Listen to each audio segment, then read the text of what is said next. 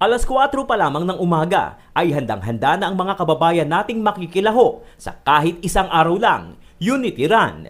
Sinimula ng programa sa pag-iensayo upang maihanda ang kanilang mga katawan sa mahabang pagtakbo, kasamang ating mga kasambahay na sina Richard Reynoso, Dinky Du, Pateros Councilor Daisy Reyes, William Martinez at Jeffrey Hidalgo.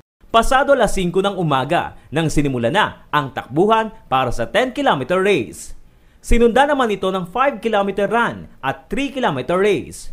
Ilang minuto lamang ang lumipas ay may mga nauna nang dumating sa finish line. Nakilahok sa isang araw lang Unity Run ang Department of Education sa pangunguna ni DepEd Secretary Armin Luistro, Philippine National Police na pinangunahan din naman ni PNP Chief Nicanor Bartolome, Philippine Navy, Armed Forces of the Philippines, Philippine Army, Philippine Coast Guard, mga mayor ng iba't ibang lungsod at ilang mga sangay ng pamahalaan. Yung inyong Armed Forces of the Philippines ay nakikisa sa kahit isang araw lang Unity Run. No? Meron tayong mga participants from different units ng ating Armed Forces.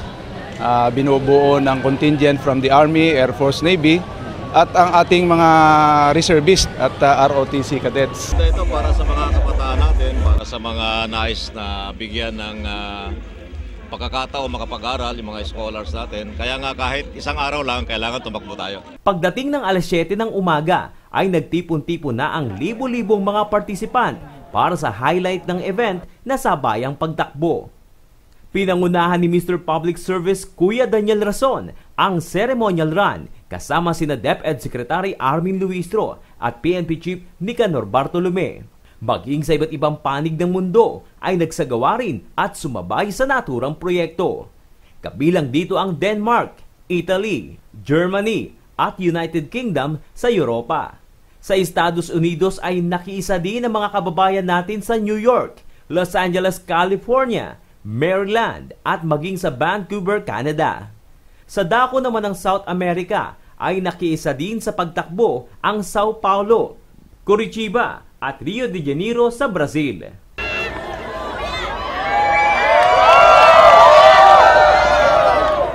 Pinag-uusapan namin noon pa kung paano yung makakatulong doon sa mga pangangailangan ng shortage sa iba't ibang larangan, hindi lang education, health education, at yung iba pang aspeto. No?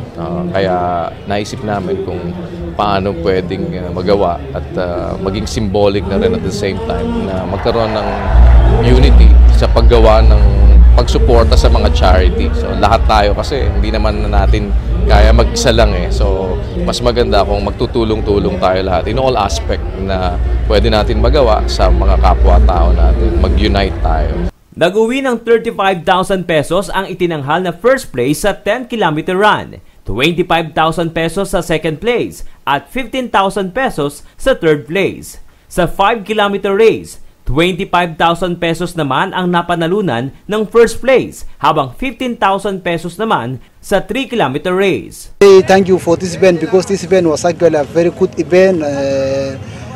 We started well, we finished well, everything was okay. And we really congratulate for our friend that we really communicate with them to assist us for registration. We attend the race. Kay Sir Daniel, maraming salamat sa inyo po sir. Maraming salamat dahil talagang successful yung Unity Run ngayon sir. Dahil nakita ko first na sumali ako dito sir, ang dami talaga sumali. Bernard Dadis para sa UNTV News Worldwide at ito ang balita.